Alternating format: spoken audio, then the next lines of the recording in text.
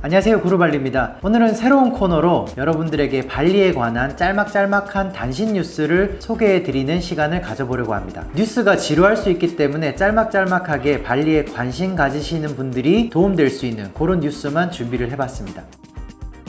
네, 첫 번째 뉴스는요, 발리를 비롯한 인도네시아 전역에 유류비가 올랐습니다. 전 세계적인 현상이기도 한데 인도네시아도 예외 없이 기름값이 올랐습니다. 7,650루피아를 하던 정부 보조유가 지금은 1리터당 10,000루피아, 약 950원 정도로 올랐습니다. 경유 같은 경우는 5,150루피아에서 6,800루피아로, 고급 휘발유는 12,500에서 14,500루피아로 오르게 됐습니다. 네, 이런 기름값 상승으로 인해서 인도네시아 전국 각지에서 데모가 많이 일어나고 있는데요, 예외적으로 발리는 데모 현상을 그렇게 찾아보기 쉽진 않습니다. 있다 하더라도 소규모로 데모가 진행되고 있어서 생활하시는데 큰 불편함이나 위험성은 없다고 보시면 됩니다. 그리고 유류비가 올랐기 때문에 자연적으로 물가는 더 상승을 했고, 온라인 택시, 그랩이나 고카 같은 이런 온라인 택시 서비스 요금도 약 8%에서 10% 가까이 이미 상승이 됐습니다. 이렇게 기름값이 올라간 거에 대해서 발리 부지사는 그 해결책으로 대중교통을 좀 많이 이용하면 어떠냐 라는 해결책을 제시를 했는데, 현실적으로 발리의 대중교통이 노선이 그렇게 많지가 않아요. 그래서 실질적인 대책은 아니다. 사실상 정부 입장에서도 딱히 뾰족한 대책은 없지 않나. 그거는 뭐 인도네시아뿐만 아니라 우리나라도 마찬가지겠죠. 네, 아무튼 이런 유류비 상승으로 인해서 물가가 많이 올라갔기 때문에 아마 발리에 여행 오시는 분들도 예전에 비해서 발리 물가가 좀 많이 올랐네, 이렇게 느끼실 수 있으리라 생각됩니다. 네, 두 번째 뉴스입니다. 인도네시아도 신화폐가 2022년에 발행이 됐는데요, 신화폐를 보면 크기는 작아졌고요, 퀄리티의 질은 굉장히 좀 올라갔습니다. 말레이시아의 링깃 지폐를 알고 계신 분들은 그거랑 좀 비슷한 느낌이다, 이렇게 생각하시면 될 것 같아요. 네, 그런데 아직까지는 시중에 구화폐가 대부분 유통되고 있고, 신화폐를 그렇게 쉽게 찾아볼 수는 없다. 만약에 꼭 구하고 싶으면 은행에 가서 신화폐를 달라고 요청해야 된다, 뭐 이런 정도입니다. 네, 세 번째 뉴스입니다. 인도네시아 발리에 추가 고속도로 공사 소식이 있는데요, 발리의 멍위라는 지역에서부터 자와섬으로 넘어가는 항구인 길리마눅 항구까지 이어지는 고속도로가 건설 계획이 잡혔고 진행 중입니다. 공사는 세 구간으로 나눠서 진행이 될 예정이고요, 이 공사가 마무리되는 시점은 2029년이라고 합니다. 생각보다 시간이 좀 오래 걸리죠? 이 공사가 마무리가 되면 아무래도 자와로 넘어가는 길리마눅 항구까지 굉장히 시간이 많이 단축될 것 같습니다.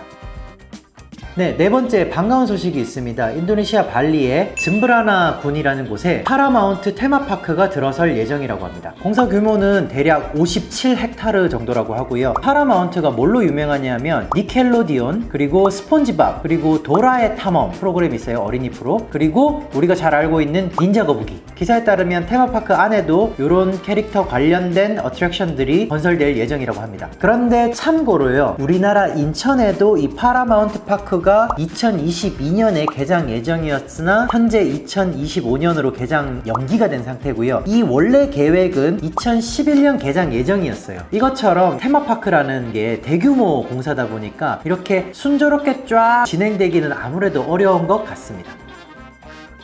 네, 다섯 번째 뉴스는 예전에도 나왔던 뉴스인데, 인도네시아 발리에도 경전철이 건설된다는 이 소식입니다. 이 경전철 건설 계획은 예전부터 이제 발리 공항에서부터 스미냐까지 나와 있는 이 계획이 있었는데, 현재 우리나라에 의해서 경제 타당성 조사가 진행 중이고요, 만약에 이 타당성이 있다고 판단이 되면 공항에서 스미냐까지 먼저 1차적으로 노선이 지어지고, 만약에 가능하다면 공항에서 꾸따 센트럴 파라키르라고 킹장 넓은 곳이 있어요. 그리고 여기서 르논, 그리고 사누르, 그리고 베노아 항구, 그리고 다시 공항으로 이어지는 요 두 번째 노선도 만들어질 수도 있다. 예, 요 정도 계획이 발표가 됐습니다. 그런데 아직까지 공사가 시작됐거나 확정된 게 아니라 타당성 조사 단계이기 때문에 진행이 될지는 2023년에 다시 발표하겠다고 말했습니다.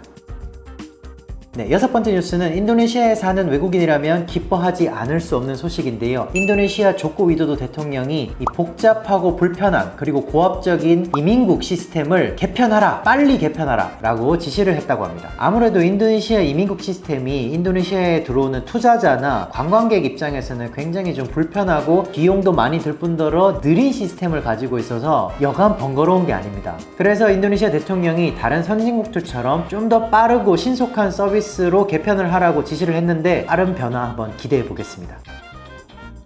네, 7번째 뉴스로 날씨 소식인데요. 최근 인도네시아가 라니냐 현상으로 건기 시즌이 좀 줄어들고 우기가 빨리 시작된다고 합니다. 원래는 건기가 굉장히 시원하고 밤에는 약간 쌀쌀한 정도인데 올해는 9월달부터 이미 후덥지근한 날씨가 시작되었고 아마도 10월달부터는 많은 강수량이 예상된다는 일기예보가 나오고 있습니다. 혹시 올해 연말에 발리로 여행을 준비하시는 분들은 이 우기 날씨에 대비하시는 게 좋겠습니다.